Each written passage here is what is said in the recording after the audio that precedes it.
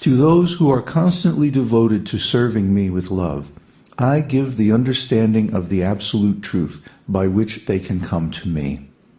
Bhagavad Gita 10:10. So, someone may claim that every one of us is God, or I am God, but nobody can claim that I am supreme. I am the supreme God. That is not possible. Krishna alone can claim that. Matat parataram nanyat kinchidasti dhananjaya. My dear Dhananjaya, there is no personality superior to me.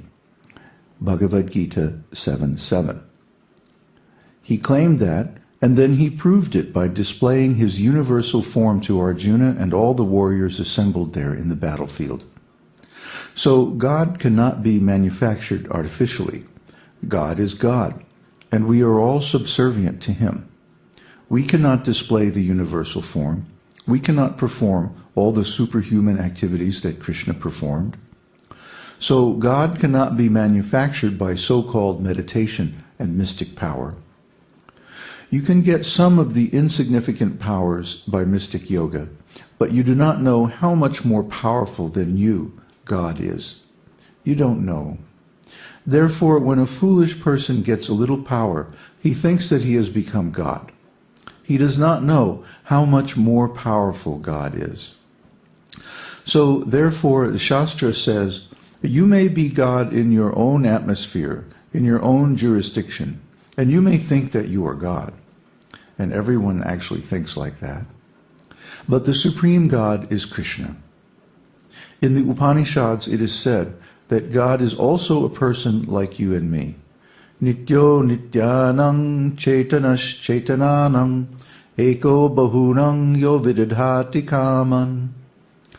Among all the eternal conscious beings, there is one who supplies the needs of everyone else.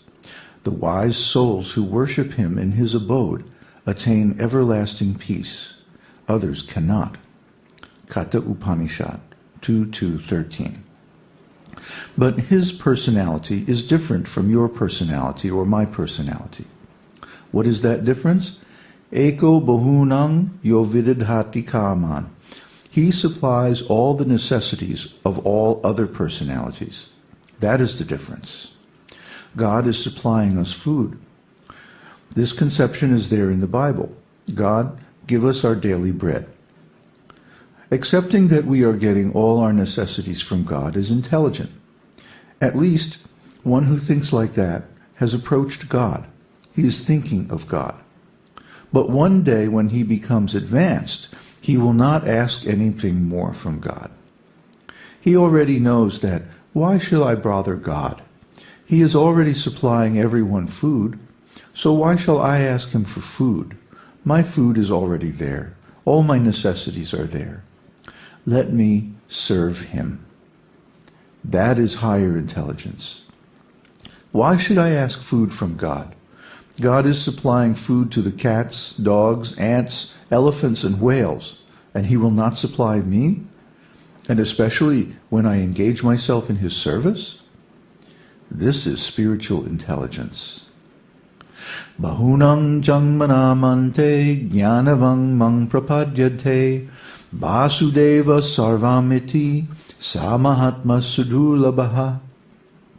After many births and deaths, one who is actually in knowledge surrenders unto me, knowing me to be the cause of all causes and all that is.